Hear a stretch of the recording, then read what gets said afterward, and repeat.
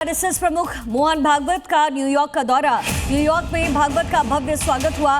Madison Square में वो संबोधन करने जा रहे हैं। 29 अगस्त को भागवत का संबोधन है और आप ये देखिए कि 3 अलग अलग देशों के दौरे पर हैं, लेकिन न्यूयॉर्क में भागवत का टीका लगाकर भव्य स्वागत किया गया है। शताब्दी वर्ष पूरा होने के मौके पर ये कार्यक्रम आयोजित किया जा रहा है और जो भारतीय उनसे मुलाकात करेंगे।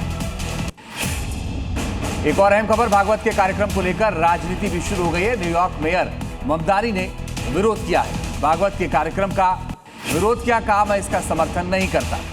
ऐसे किसी भी विचारधारा का विरोध करता हूं, ये ममदानी की तरफ से एक बड़ा स्टेटमेंट दिया गया है। दरअसल आरएसएस के 100 साल पूरा होने पर यह कार्यक्रम रखा गया है। आरएसएस के इंटरनेशनल आउटरीच के तहत यह कार्यक्रम रखा गया है।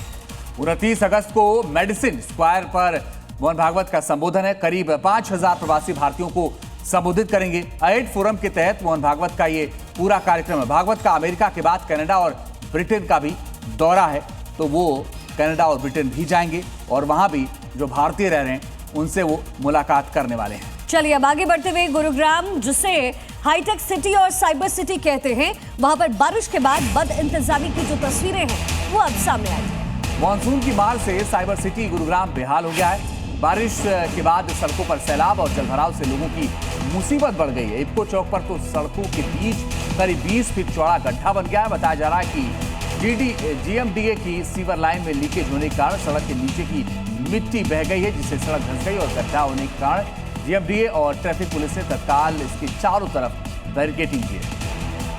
गुरुग्राम के इफ्को चौक पर कैसे सड़क पूरी की तरीके से धंस गई है। ये जरा तस्वीर आप देखिए, ये इफ्को चौक है, यानी कि गुरुग्राम जब आप जाते हैं तो बिल्कुल ये हार्ट ऑफ द सिटी में पड़ता है। और ये देखिए सड़क पर कैसे गड्ढा बना है। थोड़ी सी बारिश हुई जिसके बाद बंद इंतजामी गुरुग्राम के हर एक स्ट्रीट पर आपको नजर आती है। 2 तस्वीरें आपके सामने। यहाँ पर सड़क पर बड़ा सा गड्ढा बन चुका है। बारिश के बाद जो सड़क है वो पूरी तरीके से धंस गई है। उस तरह के टनल बना करके इस पानी को उसी पुराने रास्तों के मार्फत भेजें। बाकी जो कर रहे हैं अभी फिलहाल वो हम बैंड एड की तरफ से कर रहे हैं। थोड़ा बहुत फ़ायदा हो जाता है, इधर से रोकते हैं तो कहीं और से बच देसी पानी निकल जाता है, तो उसके ऊपर सरकार काम कर रही है। उसके लिए पैसा हम तजवीज़ करवा रहे हैं। सूरत में वंदे भारत ट्रेन पर पथराव हुआ है। पथराव में 2 कोच के शीशे टूट गए हैं, जिसमें C6, C10 कोच को भारी नुकसान हुआ है। और इस ट्रेन में सफर कर रही थी यूपी की राज्यपाल आनंदीबेन पटेल। पथराव से किसी को चोट नहीं आई है। एक संदिग्ध को हिरासत में लिया गया है, मगर जिस ट्रेन पर पथराव हुआ उसी ट्रेन में सफर कर रही थी यूपी की राज्यपाल आनंदीबेन पटेल और इसी दौरान C6 और C10 कोच को नुकसान पहुंचा है। उसके शीशे क्रैक हुए हैं। और 2 अलग अलग तस्वीरें, वंदे भारत ट्रेन पर पथराव हुआ और हिरासत में फिलहाल एक शख्स लिया गया है।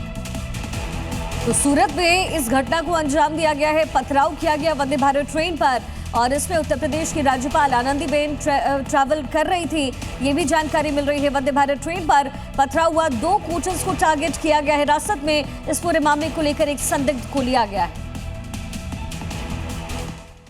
उत्तरायण और कोसाट के बीच में स्टोन पेल्टिंग की एक जो घटना जो है उसका हमें संज्ञान में आया और हमने तुरंत इसको एसपी जो हमारे जीआरपी हैं उनको हमने सूचित किया। साथ ही हमारा अंकलेश्वर का जो स्टाफ है, हमारे आईपीएस स्टाफ है जो रेलवे प्रोटेक्शन फोर्स का, उसको हमने स्पॉट पे भेजा और तुरंत हमने वहाँ पे एक सस्पेक्ट को हमने वहाँ पे अरेस्ट भी किया हुआ है और उससे पूछताछ जारी है।